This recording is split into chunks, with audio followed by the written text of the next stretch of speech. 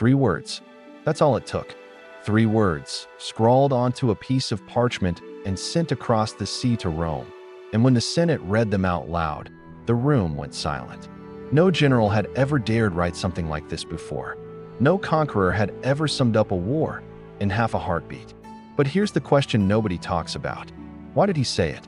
What actually happened on that battlefield that made a man like Julius Caesar, cold, calculating, always in control, brag like a man who had nothing left to prove?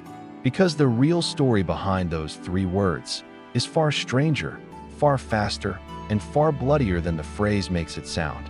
And by the end of this video, you'll understand why some historians believe this wasn't just a boast. It was a warning. Let's rewind. 47 BC. Rome is not the Rome you're picturing. It isn't marble columns and quiet order. It's chaos. It's a civil war eating itself alive, and one man is standing in the middle of the wreckage, Gaius Julius Caesar. He has just crushed his greatest rival, Pompey the Great, in Greece. Pompey, the man who once ruled the seas, who once made kings kneel, is dead. Murdered on a beach in Egypt, stabbed by men who thought his head would buy them Caesar's favor. It didn't work the way they expected. When Caesar arrived in Egypt and was handed Pompey's severed head as a gift, he didn't celebrate. Witnesses said he wept. Some say it was grief. Others say it was theater, a performance for the watching world, to show that Caesar was a man of honor, not a butcher. But whatever the truth, Egypt became a trap. A beautiful, deadly trap. Because that's where he met her, Cleopatra. And what followed was a war, a love affair, and a scandal so massive it nearly cost Caesar everything. He should have gone home after that. Rome needed him. His enemies were regrouping. His own soldiers were exhausted, some even mutinying over unpaid wages. But instead, a message arrived. One that would drag Caesar into a fight he never expected. A fight that had nothing to do with Rome's civil war at all. It came from the east, from a kingdom called Pontus. And the man behind it had a plan that was almost insane in its ambition. His name was Pharnaces II. And to understand why he mattered, you need to understand his father first, because his father was one of the most dangerous men Rome had ever faced. Mithridates the Great, king of Pontus, a man so terrified of assassination by poison that historians say he spent years microdosing himself with venom just to build immunity. A man who fought Rome not once, not twice, but 3 separate wars, and survived every single one of them. Mithridates was Rome's nightmare for decades. But in the end, it wasn't a Roman blade that beat him. It was his own son. Pharnaces betrayed his father, turned his own soldiers against him, cornered the great Mithridates until the old king, refusing to be captured, tried to poison himself one last time. And it didn't work. His body had built up too much resistance over the years. So legend says, he had to ask a soldier to run him through with a sword instead. That's how Pharnaces took the throne, over his father's dead body, quite literally. And now, with Rome distracted by civil war, with Caesar tangled up in Egypt and Cleopatra, Pharnaces saw an opportunity, a door left wide open. He decided this was his moment to rebuild his father's empire, starting with land Rome now considered its own. Pharnaces moved fast. He invaded Roman territories in Asia Minor, modern-day Turkey, crushing local forces, humiliating a Roman governor, and even reportedly ordering the mass castration of young Roman and Italian men living in the region, a brutal act meant to send one clear message. Rome's power in the east was not untouchable. When the news reached Caesar, something in him shifted. This wasn't just a rebellion. This was a direct insult, a test. Pharnaces was betting that Caesar, tired, stretched thin, distracted by Cleopatra and Roman politics, wouldn't be able to respond in time. That bet was about to become one of the worst mistakes in ancient military history. Caesar left Egypt. He moved through Syria, and by the time he crossed into Pontus, his army had marched an almost impossible distance in an almost impossible amount of time.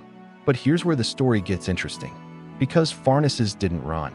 He didn't retreat, didn't negotiate, didn't even seem particularly worried. In fact, he tried something bold, something almost arrogant. He sent gifts to Caesar, a golden crown, promises of peace, an offer, essentially, to just Let this all go quietly. Caesar refused, and that refusal set the stage for one of the fastest, strangest battles in Roman history, a battle that would end almost before it truly began.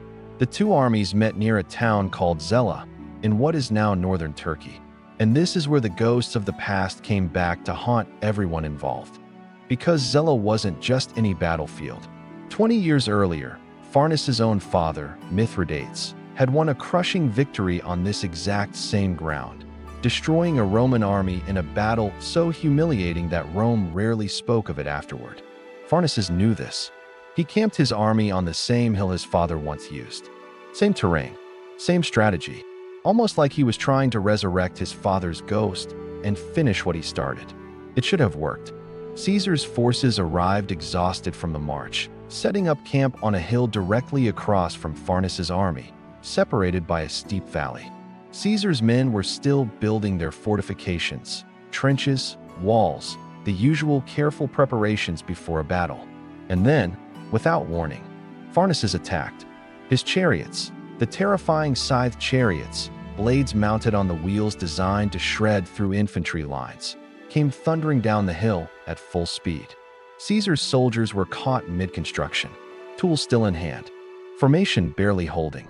For a moment, it looked like history was about to repeat itself. It looked like Zela was about to become Rome's second humiliation on this very same hillside. But that's not what happened. And what happened next stunned everyone watching, including, some historians believe, Caesar himself.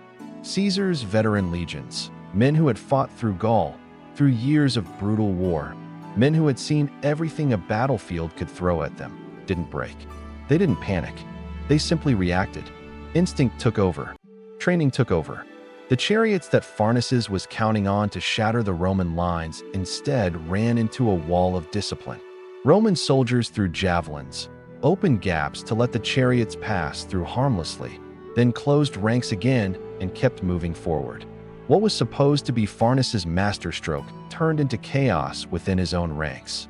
The battle that followed lasted barely any time at all.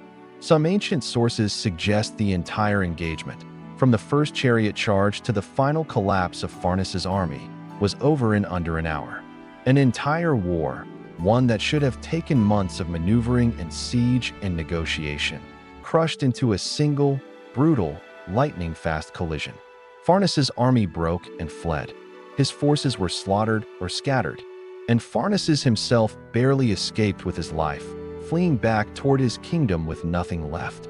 No army, no allies, no legacy to rebuild. He would be dead within the year, killed trying to reclaim what little power remained to him. But Caesar wasn't thinking about Pharnaces' fate anymore. He was thinking about how to tell Rome what just happened. And here's the part that most people get wrong. Most people assume Veni, Vidi, Vici, I came, I saw, I conquered, was some grand speech delivered in front of cheering crowds in the Roman Forum. It wasn't. According to ancient historians like Suetonius and Plutarch, Caesar wrote those 3 words in a letter, a private report meant for a friend back in Rome, a man named Amantius. It wasn't a public performance. It wasn't theater in front of the Senate.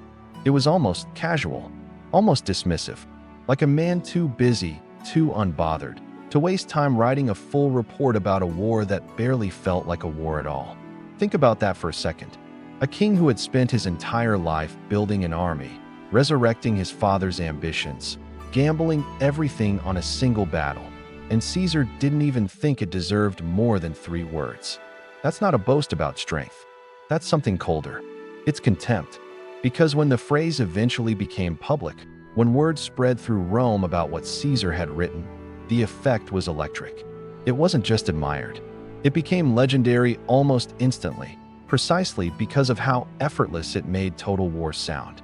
Other generals needed months to describe their victories. Caesar needed 3 words, and that terrified people. Because if Caesar could dismantle an entire kingdom's ambitions this quickly, this easily, what exactly could stop him? But there's a darker layer to this story, one that historians still argue about today. Some scholars believe the phrase wasn't just about Pharnaces at all. Think about the timing. Caesar had just come from Egypt, from a scandal-soaked entanglement with Cleopatra that had damaged his reputation back home. Whispers were spreading through Rome that Caesar had gone soft, distracted, seduced by luxury and a foreign queen, while Rome's enemies multiplied. Some historians argue that Veni, Vidi, Vici wasn't just a battle report. It was a message, a calculated piece of propaganda designed to remind Rome and remind his rivals exactly who Julius Caesar still was. Not a man weakened by romance, not a man softened by pleasure. A conqueror, fast, ruthless, unstoppable, and it worked exactly as intended. When Caesar finally returned to Rome, the phrase had already become a sensation. It's said he later had the words displayed during his triumphal parade, a massive celebration through the streets of Rome, complete with actual placards bearing those 3 words, paraded in front of thousands of citizens. Imagine that. Imagine watching your city's greatest conqueror march past you, and instead of long speeches about strategy and sacrifice, just 3 words on a sign. I came, I saw, I conquered. The crowd, according to ancient accounts, roared. But here's the twist that most people never hear about. Caesar's triumph that day wasn't just about Pharnaces. Roman triumphs traditionally celebrated multiple victories, and this procession blended his wins over Gaul, over Egypt, and over Pontus into one overwhelming spectacle.